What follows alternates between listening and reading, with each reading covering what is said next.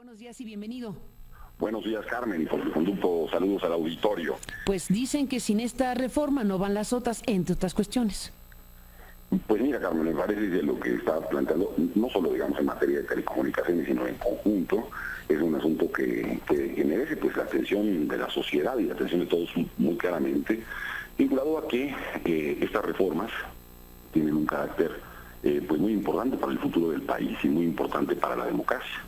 Yo he dicho y mantengo que la reforma en telecomunicaciones es una reforma esencialmente que tiene que ver con la democracia en México, en muchos de sus sentidos, no solamente con la competencia, sino con la pluralidad en términos de la información. Pero entrando también al otro tema, que tiene que ver con la creación de un órgano nacional electoral que ha concitado pues un debate público enorme de meses, lo que se advierte en el proyecto que está en el Senado es particularmente un proyecto de ley que no modifica las condiciones esenciales, digamos, por las que se creó un órgano nacional electoral. Y déjame explicar por qué, Carmen.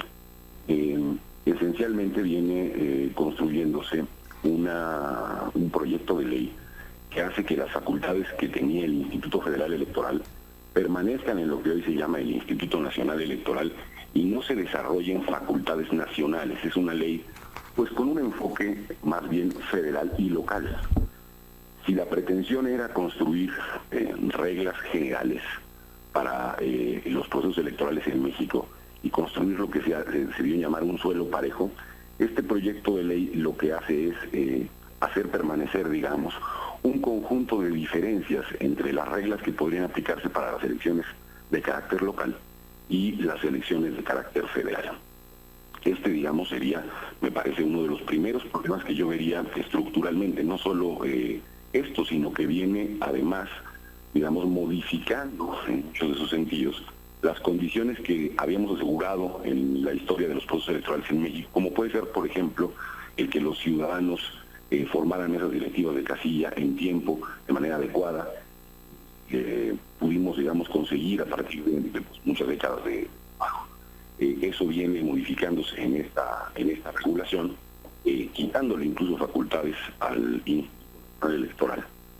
El otro aspecto que me parece que tenemos que centrar y tener muy presente es que justo el tema de la fiscalización que decíamos no viene constituyendo un avance significativo respecto de las condiciones que tuvimos en los pasados procesos electorales. Y me refiero aquí de manera señalada, por ejemplo, al tema del prorrateo, de los plazos en los que conocemos cuáles son los gastos que han hecho los partidos políticos, al establecer plazos que no nos permitirán hacer una revisión adecuada de la fiscalización de los ingresos de los partidos políticos. Esto que discutimos ampliamente, que son las causales de nulidad por rebases de topes de campaña, Carmen, por ejemplo, por dar un dato, no van a poder conocerse y por lo tanto será nugatoria o posible de aplicación esa causal de nulidad. No sé si me estoy explicando. Sí, es un tema del que se ha discutido mucho y bueno, ¿cómo es que está quedando entonces, Alfredo, en la iniciativa y esto que están por aprobar? Mira, está quedando en términos, digamos, de que los plazos no sea posible a partir de su aplicación y de un análisis en los periodos que se está estableciendo en los procesos locales como federales, tiempo suficiente que nos permitiría llegar a la conclusión de que alguien ha rebasado esos topes, sino que esto ocurriría con posterioridad al propio proceso electoral. No se está planteando, como se dijo desde el principio, como se puso al principio, sí, una fiscalización en línea. Es decir, no se están planteando nuevas condiciones de fiscalización, otra vez que constituyan elementos a favor de una competencia equitativa. Exacto, pero ya se daba por sentado que se había ganado esa batalla, ¿no? ¿O no? Bueno, aquí parece... O se creía ganada esa batalla de que fuera... Bueno, sí, la sociedad mexicana dice, a mí que después de que viene la campaña, el proceso electoral, se declara la victoria de alguien, empieza a ejercer el poder y 20 años después me dicen que se rebasó el tope de campaña, mucho gusto. Eso que estaba ahí a flor de piel, pues se iba a resolver, o se tendría que resolver, o se debe resolver, como dices, con el tema de la fiscalización en línea. Si no, pierde esencialmente el sentido. ¿De qué nos sirven las multas a los partidos que además son pagadas igualmente con dinero público, la gente dice, bueno, ¿qué es esto? Bueno, por supuesto, justamente lo que está pareciendo que ocurre en México es que se llegan a acuerdos, se hacen modificaciones constitucionales, se consiguen esas modificaciones constitucionales, Carmen, y después conocemos proyectos de ley que vienen en el sentido estrictamente contrario de aquello que se consiguió en la Constitución. Correctísimo. Ese es el centro, es una suerte de que todo cambie para que nada cambie. Gactopardismo. Exactamente es lo que se advierte, por lo menos en esta y desde luego en la reforma de telecomunicaciones. Te doy otro dato que me parece también preocupante y que vale la pena tener claro. Es una conquista de la sociedad, de los partidos, el hecho de que hoy existan candidaturas independientes. Muy bien, en términos de las candidaturas independientes, resulta que este proyecto de ley plantea que el 1% de la lista nominal, Carmen, se requiera para poder ser candidato independiente. Mientras que para ser partido político se requiere el 0.26% del padrón electoral. O sea, es más fácil hacer un partido político que ser candidato independiente. ¡Qué chiste! En esos términos, no solamente eso, tienes que tener presencia en 17 estados de la República, cosa que no necesariamente ocurre en un partido político. Para ser candidato a la presidencia de la República, si eres candidato, digamos, en una entidad, tienes que tener, desde luego, el 50% de los municipios y un porcentaje enorme de la lista nominal, y así va ocurriendo a nivel distrital. Entonces, se constituye un logro, digamos, se construye un logro desde el punto de vista constitucional, el tema de las candidaturas independientes, y luego se constituyen un conjunto de impedimentos específicos para que ese derecho pueda ser ejercido, independientemente de si alguien está conceptualmente a favor o en contra de las candidaturas independientes. El tema es que eso ha sido una conquista, un logro y una modificación constitucional muy relevante. Y a la hora de ejercer esas facultades en las normas secundarias aparecen un conjunto de planteamientos que dificultan el ejercicio de los derechos. O que lo hacen imposible o intransitable, al final de cuentas. Es correcto. Esto que planteaba al principio, vinculado a una legislación que no establece con claridad cuáles van a ser las facultades del Instituto Nacional Electoral y de los organismos públicos locales, que no entiende la dimensión de un proceso electoral, lo que pone en riesgo, y esto es también relevante, es la operatividad de los procesos electorales. Este proyecto de ley no parece reconocer que los procesos electorales son eso, procesos, etapas en donde se tienen no solo atribuciones específicas, sino funciones concretas, y va dando sin claridad atribuciones a una y otra autoridad, lo cual puede, y esto es muy preocupante, poner en riesgo justamente la operatividad de los procesos electorales, y con ello me parece en riesgo pues la disputa por el poder mismo. No, bueno, y la conflictividad permanente que habrá si se queda así. Así es. O sea, de lo que se creía resuelto, es decir, la institucionalización eficiente de la disputa por el poder, de los procesos electorales donde se disputan los cargos de elección popular. Si pasamos a estos grados de discrecionalidad o de no claridad suficiente, pues ¿qué sigue? Que haya conflictos permanentes entre los estados, los gobernadores, el INE, los consejeros. ¿Qué te imaginas que va a pasar, Alfredo? Imagino que ocurrirían de quedar este preproyecto. Lo que tenemos en este momento es un proyecto que circula, digamos, entre los partidos políticos, un anteproyecto que todavía no está siendo formalmente presentado. Creo que podríamos entrar en un proceso pues de crisis electoral o postelectoral en México, e incluso, digamos, en aquellas conquistas que ya se tenían, ir para atrás, Carmen. Y esto me parece que tenemos que llevarlo con toda claridad y con toda tranquilidad en términos de un proceso de análisis, porque como bien se discutía ayer, otra de las grandes preocupaciones que quedan aquí es el procesamiento, el método a partir del cual se están tratando de constituir las normas secundarias de reforma que van a ser fundamentales para el futuro mexicano y para el futuro democrático en México. Si lo que se tienen son 2 o 3 días, como se pretende para una aprobación de una normatividad, de una ley general de esta magnitud, el tema es que vamos a entrar justamente a legislaciones que van a terminar aplicándose discrecionalmente y que no van a dar la garantía que se requiere en términos democráticos y en términos de los objetivos que se perseguían. Incluso yo diría, en el caso de esta reforma puede haber retrocesos muy importantes, siendo yo, y lo digo clara y abiertamente, partidario en principio de justo ese conjunto de ideas que nos llevaron a hacer una reforma constitucional.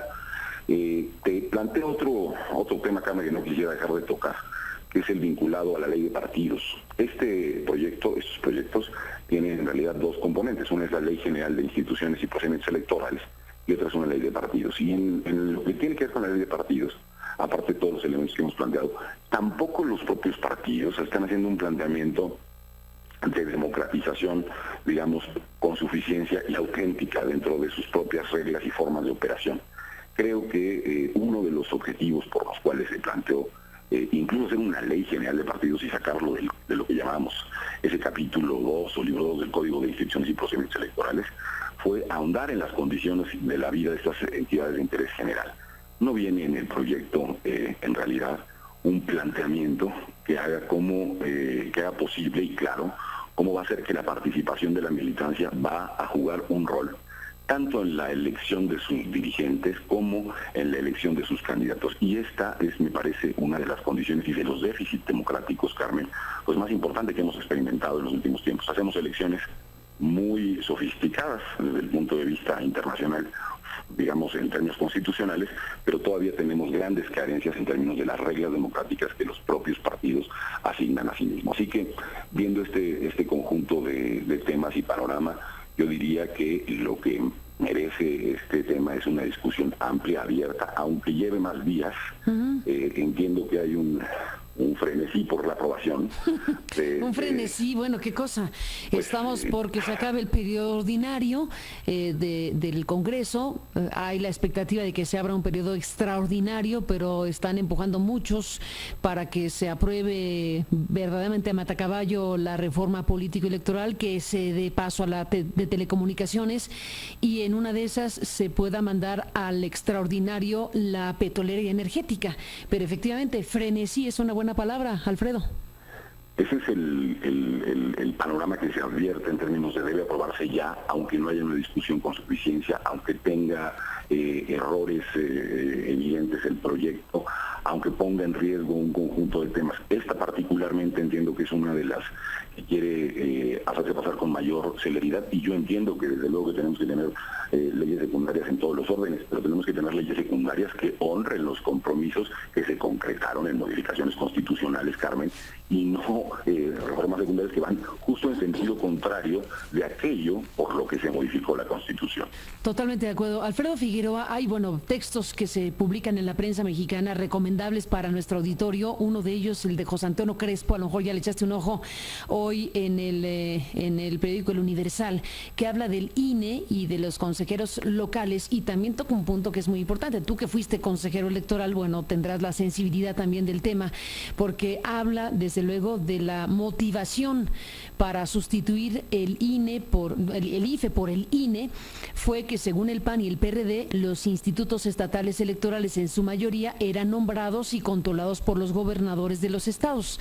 En realidad son los partidos los que a través de cuotas nombradas son en realidad los partidos los que a través de cuotas nombraban a los consejos estatales, y desde luego donde el partido del gobernador era mayoritario incidía en mayor medida sobre el nombramiento de los consejeros. Irónicamente, los partidos hicieron lo mismo al nombrar el consejo del nuevo INE, pues si bien ahí no incide el Ejecutivo, los partidos sí lo hacen, como ocurría en los estados.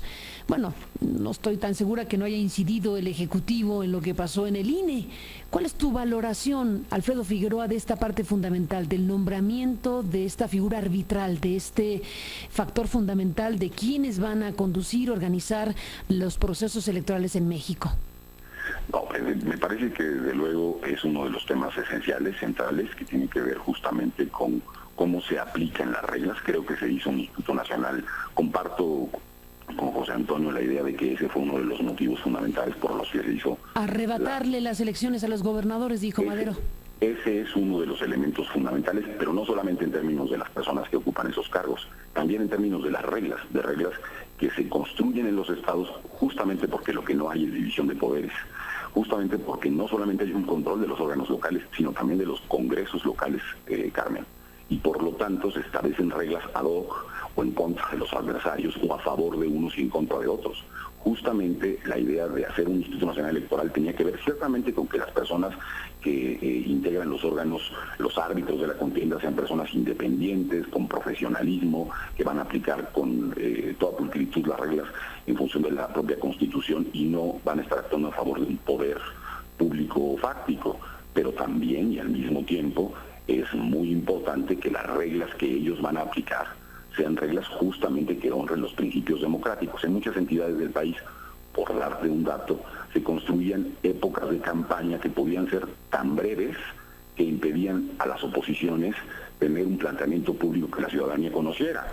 Por ejemplo, 3 semanas, 11 días, que impedían justamente la competencia política, o reglas de fiscalización que favorecían a unos y perjudicaban a otros en términos de la competencia. Además de eso, había un control del propio órgano. Así que, desde luego que hay un sentido de cuotas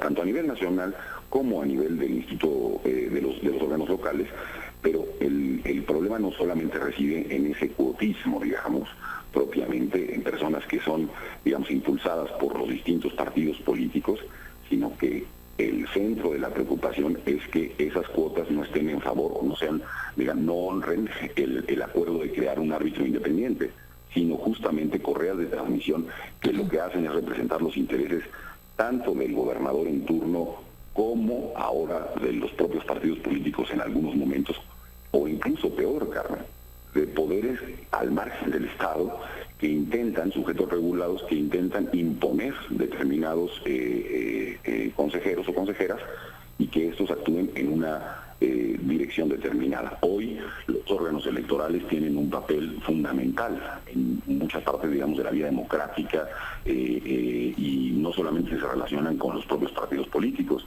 se relacionan, como tú muy bien sabes, por ejemplo, con concesionarios de radio, de televisión, que son sujetos o regulados por la legislación electoral.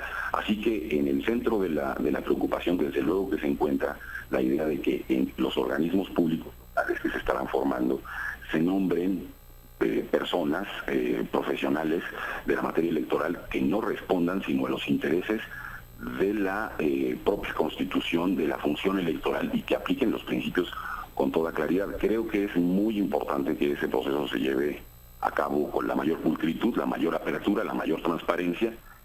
Yo diría, no todos los que integran esos órganos, hay personas muy, muy importantes y que han hecho un trabajo y una lucha democrática en sus estados muy importante. No todos están en esa condición, pero sí podríamos afirmar que hay una enorme mayoría de casos en donde los órganos funcionaban muchas veces en favor de un gobernante. Y no digo aquí, además, y esto también vale la pena señalarlo, que solo sea producto de una práctica de algún partido político. Todos los partidos políticos nos mostraron que al llegar incluso al poder, a través del pluralismo, pues se conducían bajo las mismas reglas que se conducía el antiguo régimen, es decir, se nombraban otra vez, ahora de otro partido, consejeros o consejeras que respondían a esos intereses. Esto es justo lo que se pretende evitar con la creación del Instituto Nacional Electoral, pero si al nombrar personas independientes se crean reglas indebidas o injustas, bueno, pues esas propias personas estarán imposibilitadas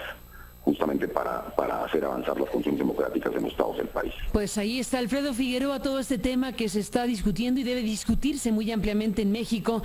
Obviamente, te agradezco mucho que estés aquí y nos mantendremos en comunicación para seguirle la pista a esto que, bueno, en algún punto entrará en el proceso legislativo de aprobarse o no el conjunto de cosas que están a la mesa en este momento. Gracias por estar aquí, Alfredo, y mantenemos la comunicación, si me lo permites. Un fuerte abrazo, muchas gracias, Carmen. Gracias, Alfredo Figueroa.